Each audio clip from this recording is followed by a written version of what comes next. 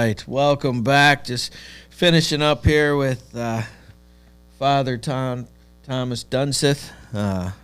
And he is from the Missouri Lutherans in Flint at the Deaf Church, right across from the McLaren, right downtown Flint, Michigan. And you were telling me about a mission something in Frankenmuth. What was that? Yes.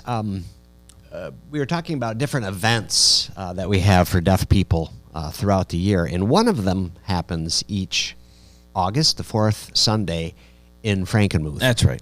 So it is a mission festival, the kind of the big Lutheran church, their big, beautiful Lutheran church. You can see as you're getting close to Frankenmuth, whether you're going there for, Bronner's to do your Christmas shopping or some nice eats downtown. Right. You can see the big steeple as you're coming Really? into Now, town. is it on the left or right as you're heading down 75 there? It's on the east side, so the right. So the right side. Okay. Going north down 75. I'll be looking for it next time. Yeah. Yep. But you have to go into Frankenmuth before you see that steeple. Well, I mean, it's Michigan. We all go to Frankenmuth. We do, too. The chicken's delicious. Number one tourist site still for the state.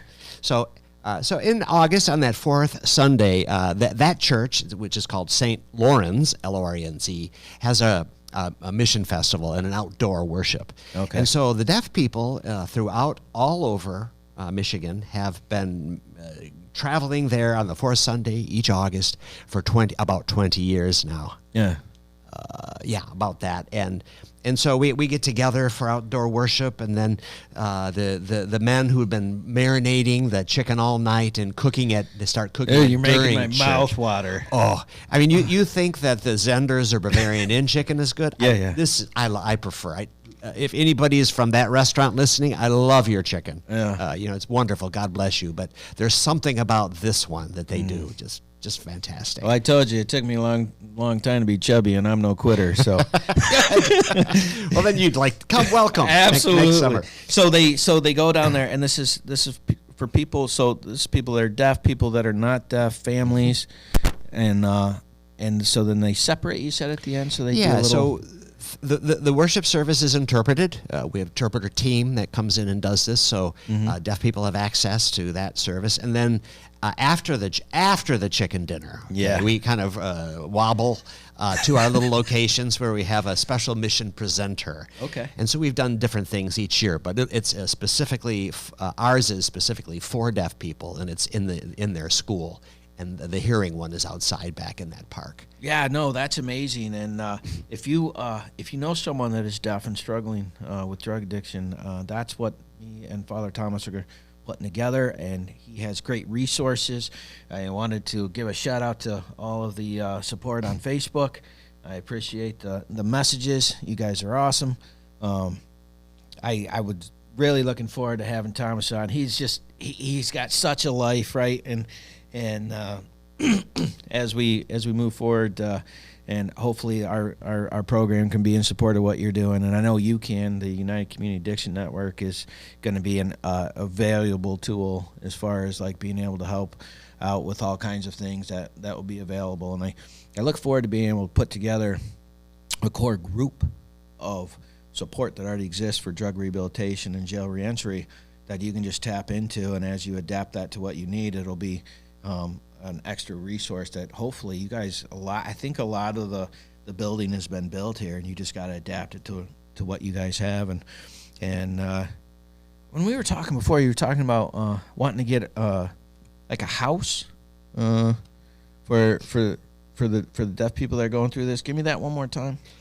Okay, so there's a lot of housing available for hearing people, maybe transitional housing or adult, if you get an accident and community reentry housing, absolutely, as well as for sometimes for special needs adults as well. Okay, and there's a lot of that for hearing people, and when deaf people have that similar need, they'll get placed in these houses with hearing people, largely alone, largely without a staff that does not know their language. Right. So it's very, very, very lonely for them. Right. So we're hoping to find a home or two that we can actually use specifically for deaf people. Right. So everybody knows their language, the staff is fluent to sign language, and they have access to the same kind of services and support as our Yeah, somewhere hearing where neighbors. they're normal. That's their house. They're normal. This is where people know me and my language, and Yeah. I can have access to everything that a hearing person. Absolutely.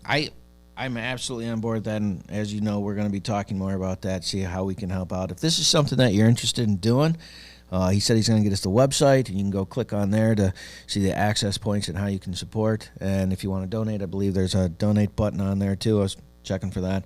And so Spiritual Warfare Unit is a faith-based Bible application program that is used in drug rehabilitation and jail reentry, which is people getting out of jail or prison and going back into community and trying to produce that, speaking of the housings.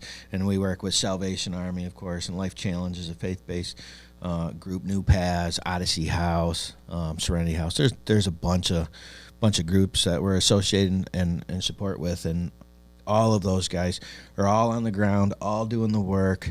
And so having those people come on to say what they're doing in support of what we're doing is, you guys are so busy doing the work. Marketing isn't even in the wheelhouse, and so being able to provide that service for you guys, and the people just see, the great human beings that are behind this, and how God's used them on their path and the opportunities that have presented themselves. I mean, it's hard for me not want to help out when when we're in there and we're fighting this struggle every single day. And for me, having my mom who's struggled with drug addiction to this day, and I love her and I want her to do well. And she's not a terrible human being. I mean, we all have something that we fight, and sometimes we win and sometimes we lose. That's why my passion is so deep, and the fire runs so hot for that, because when it hits you at home and you've had to struggle with that, or had someone who struggled with that, it makes it very difficult for success, both in their lives and in relationship wise. So, and I gotta imagine when it comes to relationships with these people, they're probably really important, because I imagine the amount that they get are limited. So the ability to have friends and family that come in, they would probably value that at a high value. Would I be right about that? I think so. And what a lot of it comes down to is language. Yeah. It's language, and communication. And how are you going to trust somebody? I mean, we can have all the wonderful programs in the world. Yeah. But if they don't trust you, and if you don't break down that language barrier, Right. and it's hard to win their trust, and for them to feel comfortable enough to trust you. Right. So that's so important.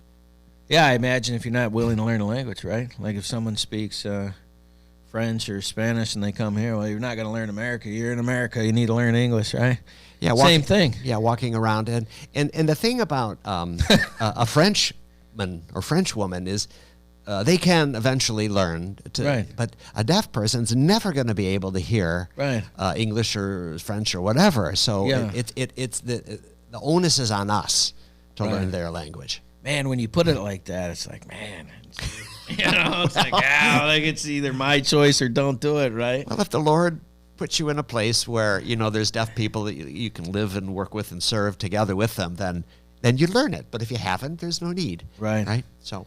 Yeah, absolutely. And again, I absolutely enjoyed having you on as a partner. I think your story is amazing, and how you've come from Michigan and then you left to go all the way out. I mean, and all places, China, which is, not friendly at all, and then to find success and sit on that board and go through those situations and then come back and your fire is still hot, and you're just like, I know a lot of you guys don't. This is your first time meeting Thomas, but I'm telling you that he's one of the most relaxed human beings. Just like doesn't really get worked up, even though Dave tries to get him fired up. He just says, "Oh, that's interesting," and just excellent people. And these are the type of people that we're going to be having on our podcast, because we all go through difficult times, right? Whether it's drug addiction or being deaf or alcoholism or divorce or family break, like we're all going through something. And what happens is we get so focused on that negative thing that it ends up defining us, right? And so me going through a car accident and brain injury, I went through this negative thing, and I refused to be defined by that thing. And so it took God to get me past it, right? And what I found is a bunch of other people that have gone through difficult scenarios, and God has created a positive out of that negative, and that thing that should have defined them or beat them became their passion to get past, right? And so having you on and having your story on here is just amazing. I cannot wait to see it. We're actually going to have him back in a few weeks, and we're going to be able to keep up with some of the progress. And if you know someone that's in a nonprofit, in a church that's actually doing the work on the ground, and they need help getting the word out about what they do, please email us at spiritualwarfareunit.com, and we'll have someone get in touch with you about getting you on the show.